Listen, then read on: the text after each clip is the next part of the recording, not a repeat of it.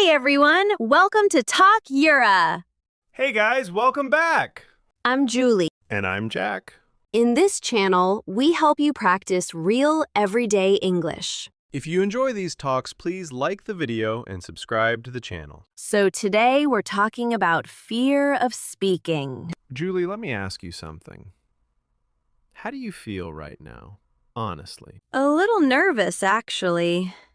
Which is funny because we do this a lot. See, that's interesting. Because you sound totally fine right now. Yeah, and that's exactly why this topic matters. Fear of speaking doesn't always show on the outside. Exactly. Inside can be loud, even when outside looks calm. When was the first time you remember feeling that fear? I think it started in school, when I had to speak in front of others. Oh, yeah. That moment when everyone suddenly feels too quiet. Yes, and your heart starts beating fast for no clear reason. I remember my hands getting cold every single time. Same here. That physical reaction is so real. Did it stop you from speaking, or did you still try? Most of the time I stayed quiet. I knew answers, but didn't say them. That makes sense. Silence feels safer than making mistakes. And a lot of learners think that means they're bad at English. Which is not true at all. Fear of speaking is not about language level. It's about pressure.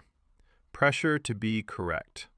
Pressure to sound good. Connecting pressure to not look silly in front of others. And that pressure builds very fast inside your head. Do you think people notice our fear as much as we think? No, most people are busy with their own thoughts, actually. Or worrying about their own English at the same time? Yeah, everyone is fighting their own little battle. But when you're the one speaking, it feels like all eyes are on you. Even when they're not. That's why fear of speaking feels so personal. So, what usually helps you when that fear shows up? I try to slow down. I focus on one simple sentence only. That's smart. One sentence feels much less scary. Exactly. You don't need perfect English to communicate. You just need enough to be understood. And mistakes don't destroy communication. They're part of it. I actually trust people more when they speak imperfectly. Same. It sounds human and real. So let's ask something directly to our listeners now. Have you ever wanted to say something in English but stayed silent? Maybe in class, at work, or even with friends. Just think about that moment for a second. Think about what stopped you.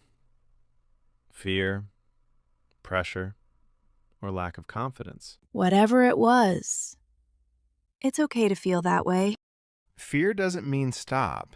It means something matters to you. And that's actually a good sign. Today, we'll slowly talk about this fear without rushing anything. Just real talk, real feelings, and real English together.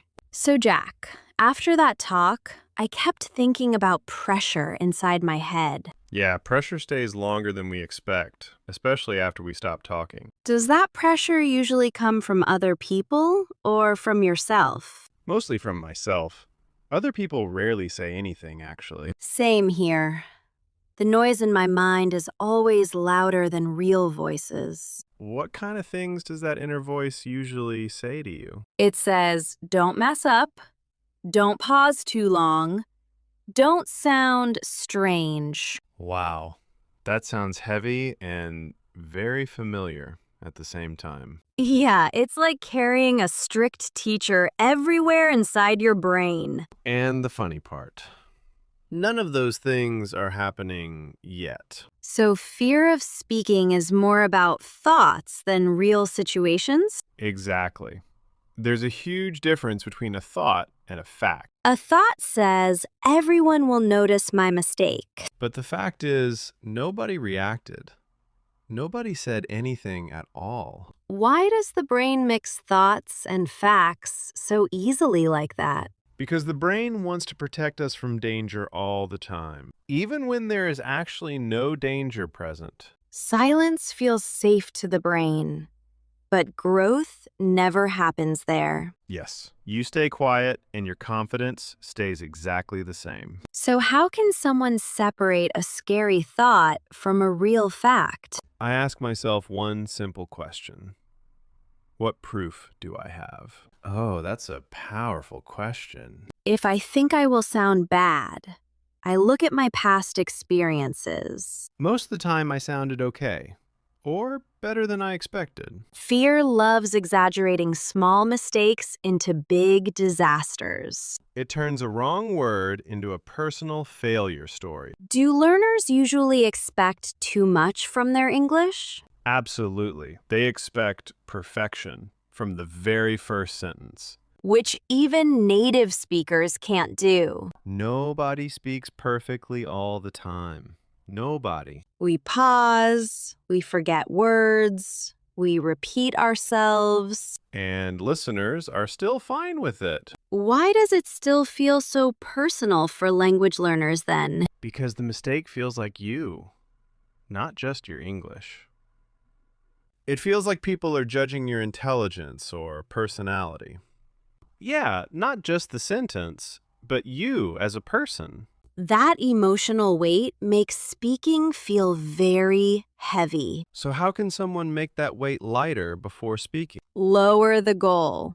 Not perfect speech, just clear meaning.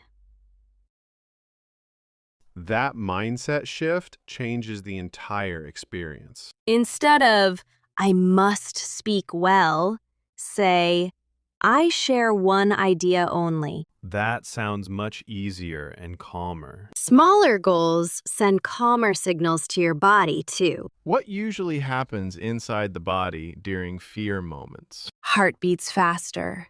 Breathing gets shorter. Muscles tighten. Like your body is preparing for a big danger. But speaking English is not danger at all.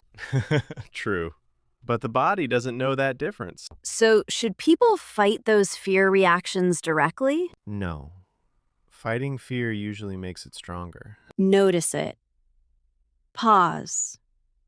Take one slow breath. Just one slow breath can change everything. And allow yourself to pause while speaking. Pauses feel very long inside your head. Outside, they are much shorter than you think. What if someone reacts badly or laughs unexpectedly? It can happen, but it's very rare, actually. One moment never defines your English journey. One sentence never defines your ability. Have you ever had a really bad speaking moment yourself? Yes, many times, especially at the beginning. And did those moments stop you from speaking forever? No, I learned something each time and continued forward. That's the hidden truth nobody tells learners. Confidence comes after action, not before it. That deserves repeating again. You speak scared first, then scared less, then confident. So what small step can our listeners try this week? Speak once while scared. Only one sentence is enough. Order something, answer a question, share a thought. After that, notice what really happened. Not imagine stories, only real facts. Most times, nothing bad happens at all. And slowly, that's how fear loses its control. Small actions, clear facts, path practice. That's the path. Jack, have you noticed fear feels stronger when things feel out of control? Yes, absolutely. When I don't know what comes next, my fear gets louder. So fear isn't just about speaking, it's about control? Exactly. We hate not knowing what will happen after we open our mouth. That moment feels risky, like stepping somewhere without seeing the ground. Yes. Even a small pause can feel dangerous inside. What do you think people feel they lose control of first? Their words, then their voice, then their confidence. Wow, that order makes so much sense. And once confidence drops, everything feels harder. Breathing changes. Thoughts race. Sentences disappear. So, what can we actually control in that moment? Not everything, but more than we think. We can control speed. We can control pauses. We can control breathing. That already sounds powerful. Fear grows when we rush. Control returns when we slow down. Do learners think slowing down makes them sound worse? Yes, many think pauses mean weakness, but pauses actually sound confident. They really do. Native speakers pause all the time. A pause shows you're thinking, not failing. And thinking is good communication. What about mistakes? Can we control those? Not fully. Mistakes will happen, but we can control our reaction to them. Smiling, continuing, correcting calmly, or just moving on. That reaction changes everything. Fear says stop. Control says continue. Why do we feel we must fix every mistake immediately? Because silence feels uncomfortable, like everyone is watching. But usually nobody notices or cares. Most people focus on meaning, not grammar. So meaning is more important than perfection? Always. 100%. If people understand you, you are succeeding. That's such a freeing thought. Control also comes from expectations. What kind of expectations hurt learners most? Expecting smooth sentences, perfect pronunciation, zero pauses. That's a lot to expect. Too much, especially in real conversation. Lower expectations give you more control. How would you lower them practically? Decide one goal, share one idea, say one sentence. That sounds manageable. When the goal is small, control feels possible again. Have you ever felt a moment where control suddenly returned? Yes. When I accepted I didn't need to be impressive, That's interesting. What changed after that? my voice relaxed. My thoughts slowed. Words came easier. That's powerful. Acceptance brings control. So fear and control are closely connected. Very closely. Fear grows without control, shrinks with it. And control doesn't mean perfection. It means staying present. How can someone stay present while speaking? Focus on the person, not yourself. Notice their face, their reaction, their attention. That pulls you out of your head. Fear lives in the head. Control lives in the moment. What if fear still shows up anyway? Let it be there. Don't fight it. You can speak while afraid. Yes. Fear doesn't cancel your ability. Control is not removing fear. It's moving with it. And that's a skill anyone can practice. Jack, can I share an awkward moment where everything felt wrong instantly? Of course. Those stories are usually the most real ones. I was in a meeting and suddenly everyone was looking at me. That full attention moment can feel intense. I started talking, but my voice sounded strange to me. Strange how? Not wrong exactly, just shaky and faster than usual. That shaky feeling usually means panic starting. Panic like losing control? Yes. Panic is when your body reacts before your brain can help. My heart was fast and my thoughts were jumping everywhere. That's panic. Not bad English. But in that moment, I thought I ruined everything. Ruined is a strong word. Why did it feel that serious? Because everyone was quiet and I paused too long. That pause felt long to you. but pauses are normal in real speech. Really? Yes, a pause is just a short silence. It means thinking, not failing. But I didn't know what to do with the silence. That's where a safe phrase helps. Safe phrase? Something simple like, let me think for a second. That sounds so natural, actually. Exactly. A safe phrase gives you control without rushing. Instead, I rushed and my sentence broke. So the issue wasn't the idea. It was speed. Yes. I tried to sound perfect fast. That pressure makes everything harder. Is pressure the same as stress? Similar. Pressure is feeling you must perform, now with no mistakes. That pressure made my mind go empty. That's very common. Almost everyone experiences it. What could you do differently now in the same situation? Slow down deliberately. Even if it feels strange inside. Slowing down tells your body there is no danger. And maybe use simpler words. Yes, that's lowering the sentence, not the idea. Lowering the sentence? Same meaning, less complex structure. More control. I could also accept being nervous instead of hiding it. That's powerful.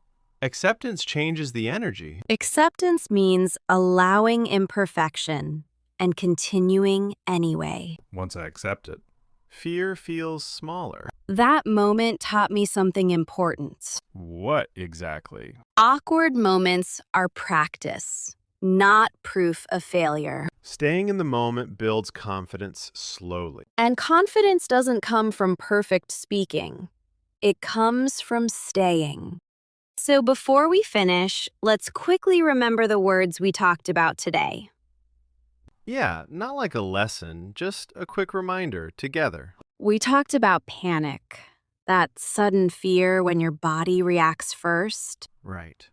When your heart speeds up and thoughts scatter. And we said that panic is not bad English.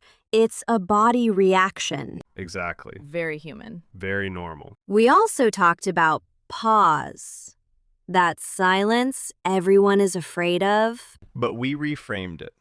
A pause is thinking time, not failure. A pause can actually make you sound more confident. Yes, because you stay present instead of rushing. We talked about pressure too, That feeling you must be perfect right now with no mistakes. and how pressure makes speaking harder for everyone. That's why slowing down matters so much. We shared the idea of a safe phrase, Simple sentences like, let me think for a second. small words that give you control back. They help you stay instead of quitting the moment. And one important idea was lowering the sentence. Not lowering your idea, just making it simpler. Same meaning, less weight, more calm, and maybe the most powerful one, acceptance. Accepting nerves, accepting imperfection, and continuing anyway. All of these connect to one thing. Staying with the moment. Not escaping. Not apologizing too much. Not disappearing. Confidence starts exactly there. So today wasn't really about perfect speaking. It was about staying present when speaking feels hard. Awkward moments, shaky voice, small pauses. They're not signs of failure. They're signs of learning. And this clearly connects to our confidence video. Remember what we said there? Confidence isn't something you suddenly get. It's something you build moment by moment. Each time you stay through discomfort, confidence grows. Just like we talked about before.